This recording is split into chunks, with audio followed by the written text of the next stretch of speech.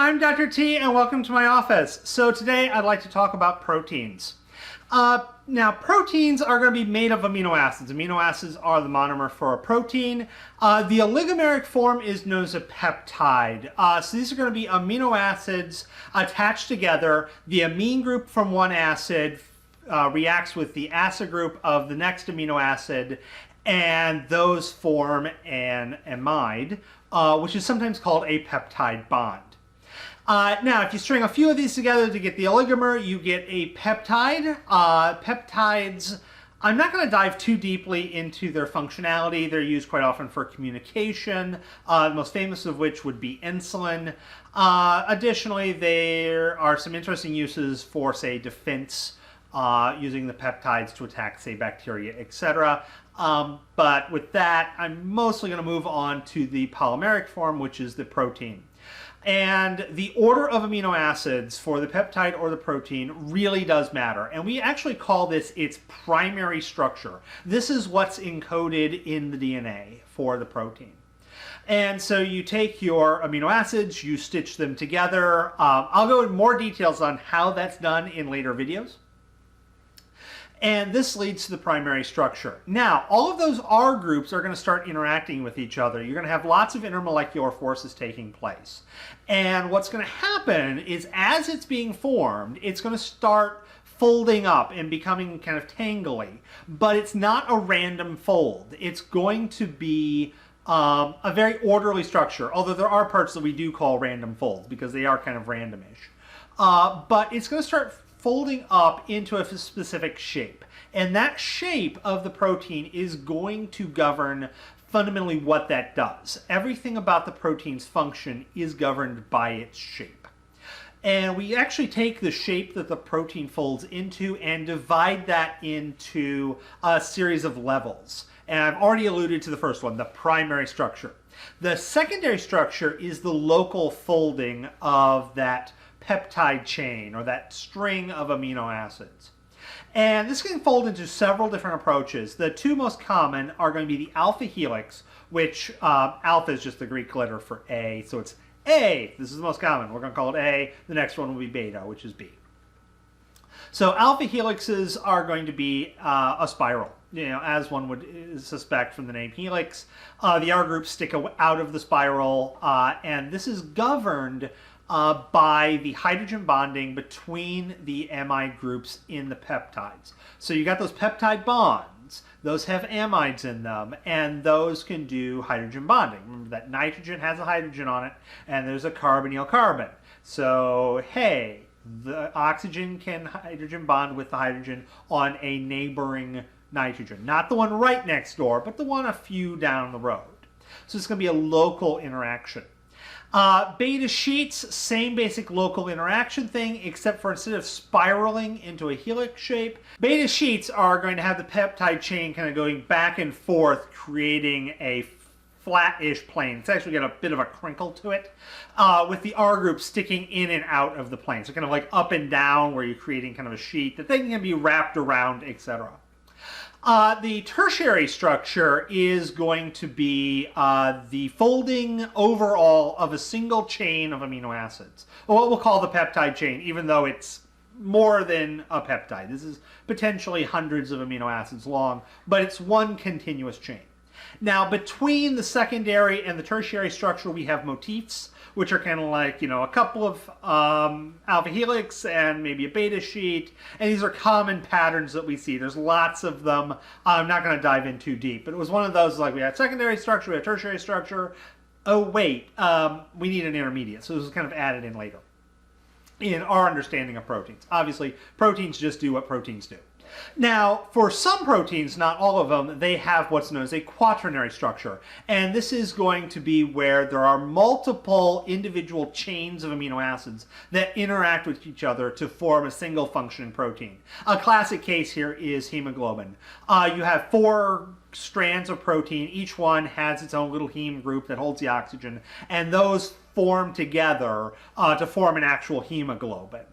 Thus making your one functioning protein out of what really feels like 4 proteins. So kind of like Voltron of the protein world. Now, when it comes to the tertiary and quaternary structures, these are going to be held together by intermolecular forces of the R groups. So the secondary structure is held together by the hydrogen bonding of the amide bonds, the peptide bonds. But the R groups are going to come into play much more heavily for the tertiary and quaternary structure.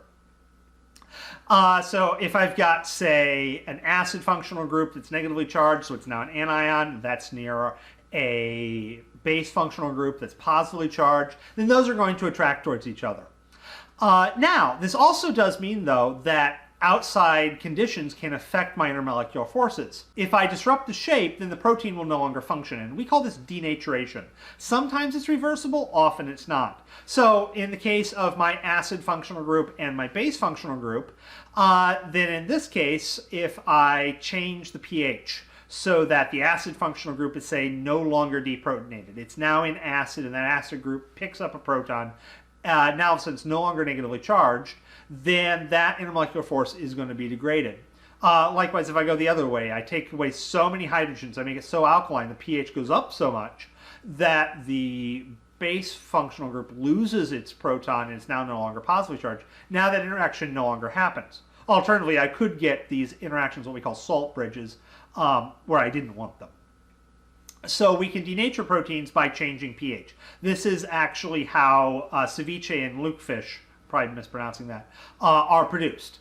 They're going to cook the fish in case of ceviche, in acid, or in lutefish in base, and this denatures the proteins. And I should say cook, because this isn't capable of killing all pathogens. This is also why you have stomach acid, and that is to kill any pathogens, or at least try to, some of which are able to go through. Now, I will say ceviche, absolutely delicious. Just make sure you get it from a respectable fishmonger. And the lutefish, I've never had it. It frankly looks disgusting, but I'd be willing to try it once, maybe. Okay, so that's one way of denaturing it. Cooking, as I just kind of implied, that's denaturation. And how do you normally cook stuff? You get it hot. And that one's not really transforming the intermolecular forces, that's overwhelming it. So remember, when things get hot, their atoms start to vibrate. So, you know, if they're cold, they're going to there, and if they get hotter, they're and then hotter, and eventually they rip themselves apart. They don't break covalent bonds, although, I mean, if you get it hot enough, you can do that. But this is well before you get to that point. You're able to start scrambling the proteins because the intermolecular forces are not strong enough to hold them together. You'll notice that proteins for organisms that live in higher temperature environments, the good old extremophiles, like the archaeobacteria that live in hot springs in Yellowstone, these will have proteins that have really strong connections. They're really held together quite tightly because they have to withstand lots of heat. And this is why overheating will hurt you because the proteins no longer function as they should, and eventually, you know, it gets cooked. Now, other intermolecular forces, hydrophobic interactions. Basically, the greasy stuff wanting to get away from the water. I should say the water trying to exclude the greasy nonpolar R groups.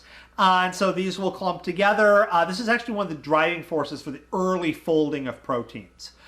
So these will then kind of clump together, and that will stabilize a lot of your proteins. It, you know, depends on your proteins, but that will stabilize a lot of them.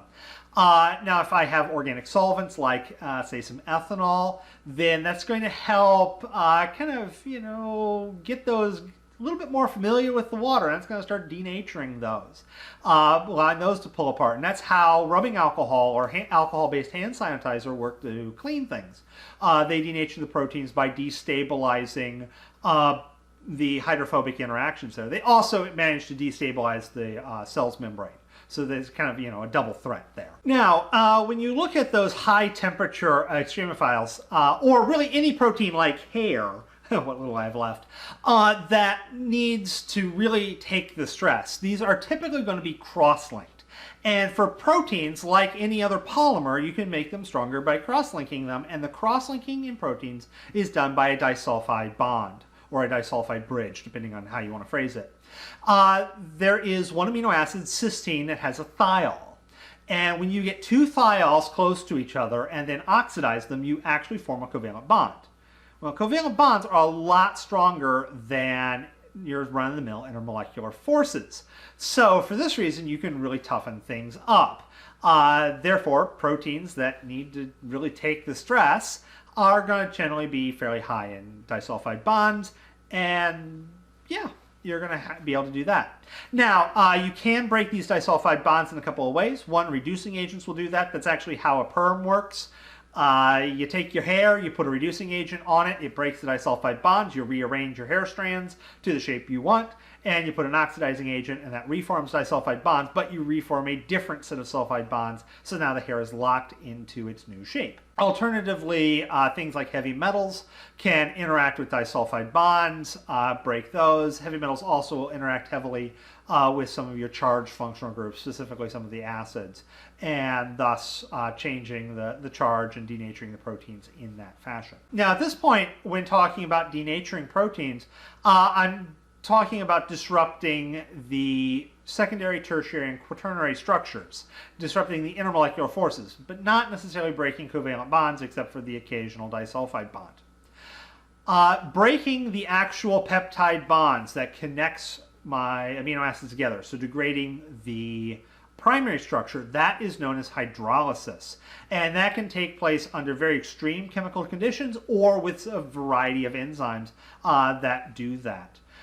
This degrades, of course, the primary structure and thus all other structures. And at this case, the protein is now converted into its constituent amino acids. So with that said, have a wonderful day.